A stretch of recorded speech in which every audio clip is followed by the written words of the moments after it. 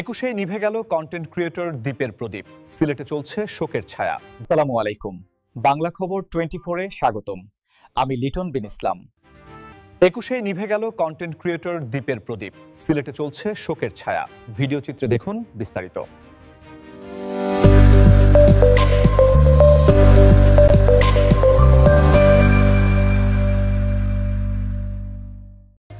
মাত্র 21 বছর বয়সেই অসংখ্য মানুষের ভালোবাসা অর্জন করেছিলেন সিলেটের জনপ্রিয় কন্টেন্ট ক্রিয়েটর দীপঙ্কর দাস দীপ। উজ্জ্বল ভবিষ্যতের স্বপ্ন নিয়ে উচ্চশিক্ষার জন্য বিদেশে পাড়ি জমিয়েছিলেন তিনি, কিন্তু বুধবার 12 নভেম্বর ভোরে মালয়েশিয়ার হৃদরোগে আক্রান্ত হয়ে আকস্মিকভাবে শেষ নিঃশ্বাস ত্যাগ করেন দীপ।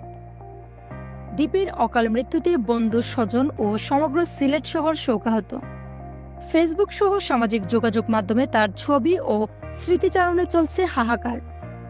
নগরের গোপালটিলা দ্বীপের বাড়িতেও ভিড় করেছেন স্বজন ও শুভানুধ্যায়ী।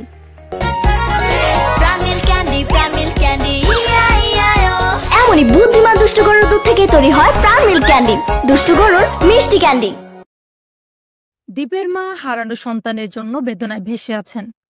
সিলেট জুড়ে তরুণ এই কন্টেন্ট ক্রিয়েটরের অকাল প্রয়াণের শোকের ছায়া নেমে এসেছে। দীপ হবিগঞ্জের বাহুবল উপজেলার মণ্ডল কাপন পুটিজুড়ি গ্রামের দিব্যজিৎ দাসের বড় ছেলে। সিলেট নগরীর গোপালটিলা এলাকায় পরিবার নিয়ে বসবাস করতেন। পরিবারে মা বাবা ও এক ছোট ভাই রয়েছেন। উচ্চশিক্ষার জন্য তিনি দেশে না থাকায় মালয়েশিয়ার একটি বিশ্ববিদ্যালয়ে অধ্যয়নরত ছিলেন।